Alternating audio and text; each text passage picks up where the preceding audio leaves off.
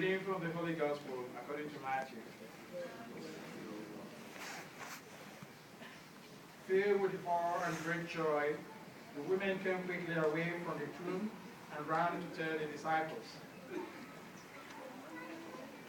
And there, coming to meet them, was Jesus greeting. He said, the woman came up to him, falling down before him, clasped his feet. And then Jesus said to them, do not be afraid, go and tell my brothers that they must leave for Galilee. They will see me there. And while they were on their way, some of the guides went off into the city to tell the shipwrights all that has happened. These held a meeting with the elders, and after some discussion, handed a considerable sum of money to the soldiers with these instructions.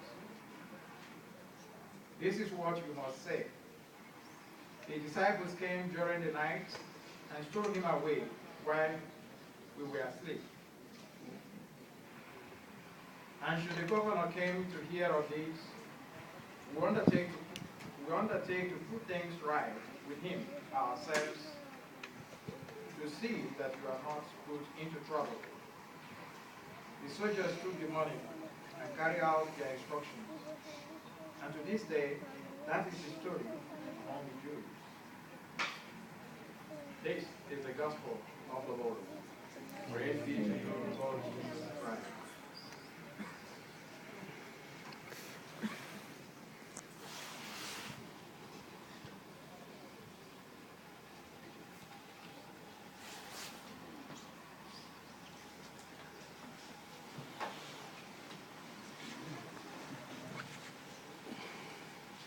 Good afternoon, my brothers and sisters. In the Gospel, we are reminded that Jesus is raised to life for all of us. Especially, we know the women who went in search, who went to anoint his body, but on their way to anoint his body, they were preoccupied, and they were somehow, they were thinking what to do,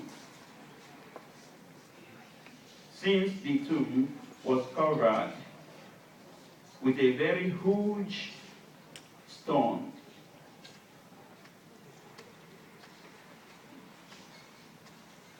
This shows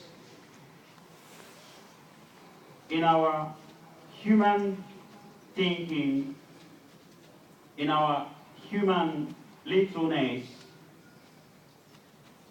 even when we lose hope,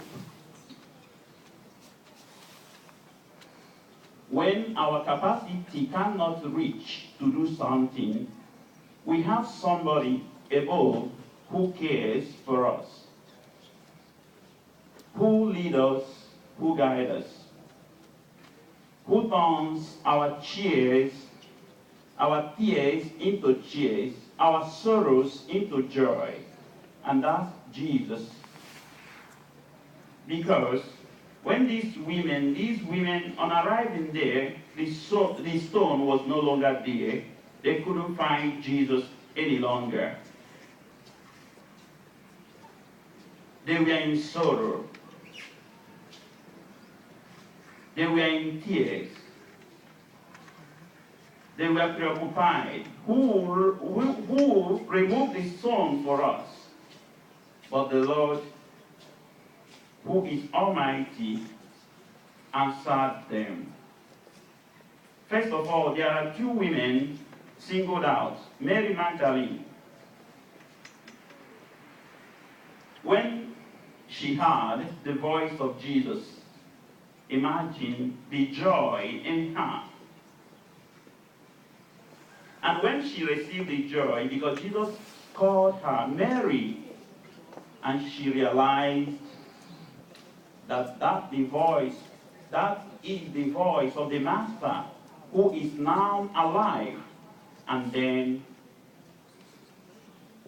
what a joy. From sorrow to joy. That's our story. The Lord can visit us in our sorrows, in our difficulties, and turn it into joy. That's why we say, we have a Father who never fails, who cares for us, who died for us on the cross.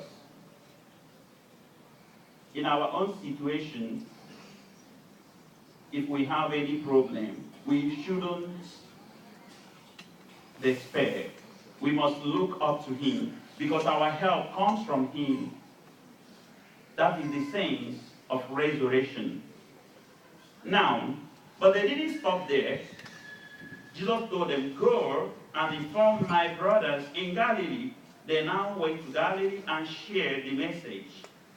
That is the joy of receiving the message of Jesus Christ. We receive it and share it with others. It's not only for us. That's what the church calls communion.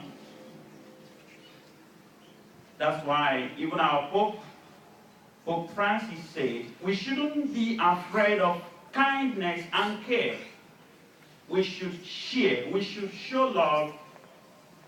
We should show compassion, especially to the little children, to the women, to those in the society who has nobody.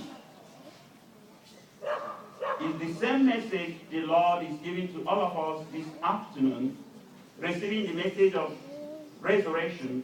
Let us go home in our families, with our children and friends. Let us share the joy of resurrection, and the joy of the Lord will continue to be our strength.